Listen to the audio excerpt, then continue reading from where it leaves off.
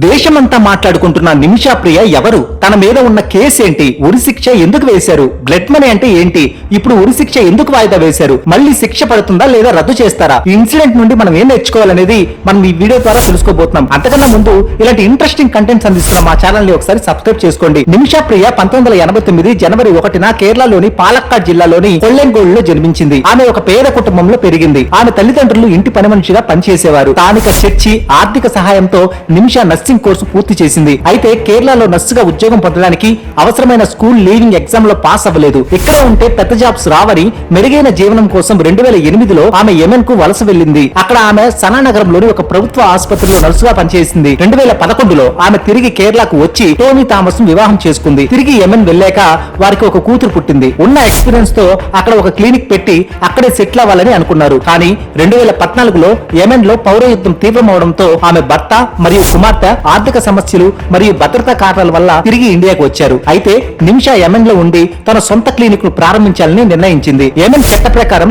విదేశీయులు వ్యాపారం ప్రారంభించడానికి స్థానిక భాగస్వామి అవసరం. ఈ క్రమంలో ఆమె తలాల్ అబ్దో మహ్తి అనే యెమెనీ వ్యాపారవేత్తతో కలిసి అక్కడ క్లినిక్ స్టార్ట్ చేసింది. కొద్ది రోజులు బాగానే ఉంది. కానీ తర్వాత Talal fake marriage certificate create చేసి నిమిషాన్ని వేధించడం, పాస్పోర్ట్ తీసుకుని బ్లాక్ మెయిల్ చేయడం, శారీరకంగా మానసికంగా ఇబ్బంది పెట్టడం మొదలు పెట్టాడు. క్లినిక్ లో వచ్చిన మనీ కూడా తనకి ఇవ్వకుండా మొత్తం తలాలు తీసుకునేవాడు. అతని టార్చర్ భరించలేక 2017లో తన పాస్పోర్ట్ ను తిరిగి తీసుకుని ఇండియాకి వచ్చేద్దాం అనుకుంది. దానికి తనకు తెలిసిన ఒక జైలు వార్డెన్ సలహా మేరకు తలాల్ కు కెటామైన్ అనే సెడేటివ్ ఇంజెక్షన్ ఇచ్చింది.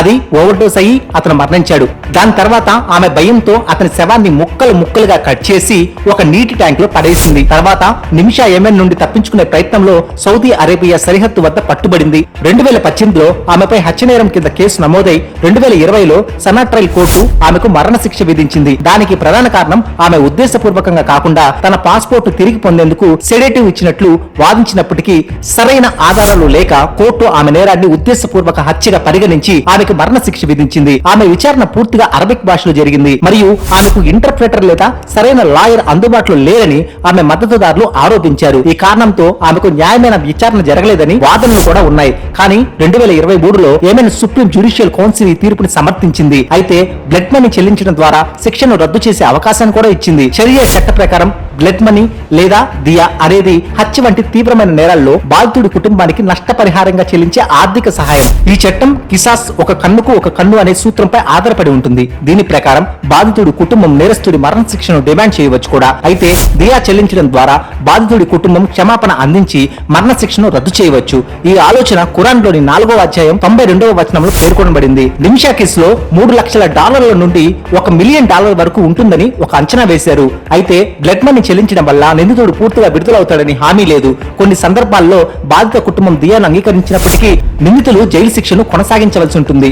నిమిషా కేసులో ఆమె కుటుంబం మరియు సేవ్ నిమిషా ప్రియ ఇంటర్నేషనల్ యాక్షన్ కౌన్సిల్ $1 మిలియన్ అంటే 8.6 కోట్ల రూపాయలు బ్లడ్ మనీగా చెల్లించేందుకు సిద్ధంగా ఉన్నారు. అయితే తలాల్ అబ్దో మహ్దీ కుటుంబం ప్రత్యేకించి అతని సోదరుడు అబ్దెల్ ఫత్తా మహ్దీ ఈ నష్టపరిహారాన్ని తిరస్కరించి కిసాస్ ప్రకారం నిమిషాకు మరణ శిక్ష అమలు చేయాలని డిమాండ్ చేస్తున్నారు. 2025 జూలై 16న జరగాల్సిన నిమిషా ప్రియ ఉరి శిక్షను యెమెన్ అధికారులు తాత్కాలికంగా వాయిదా వేశారు. భారత ప్రభుత్వం, కేరళ ముఖ్యమంత్రి పినరాయి విజయన్ మరియు ఇండియా గ్రాండ్ ముఫ్తీ కంతాపురం ఏబి అబూబక్కర్ ముసాలియర్ వంటి మత నాయకులు ఆమె శిక్షను రద్దు చేయడానికి ప్రయత్నిస్తున్నారు. ఒకవేళ తలాల్ కుటుంబం బ్లడ్ మనీని అంగీకరించకపోతే కిసాస్ చట్ట ప్రకారం ఆమెకు మరణ శిక్ష అమలు కావచ్చు. భారత ప్రభుత్వం, సేవ్ నిమిషా ప్రియ ఇంటర్నేషనల్ యాక్షన్ కౌన్సిల్ మరియు గ్రాండ్ ముఫ్తీ వంటి వ్యక్తులు ఆమె విడుదల కోసం ప్రయత్నిస్తున్నారు. కానీ హౌతీ నియంత్రిత యెమెన్ లో దౌత్య సంబంధాల లేమి, తలాల్ కుటుంబం యొక్క దృఢమైన వైఖరి వంటి అడ్డంకులు ఈ ప్రక్రియను సంక్లిష్టం చేస్తున్నాయి.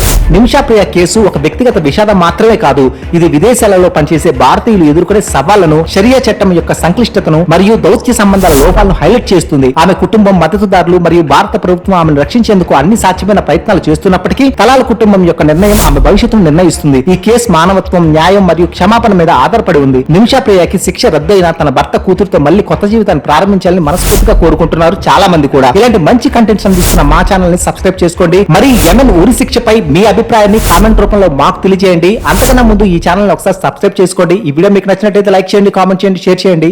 సబ్స్క్రైబ్ చేసుకోవడం మర్చిపోకండి.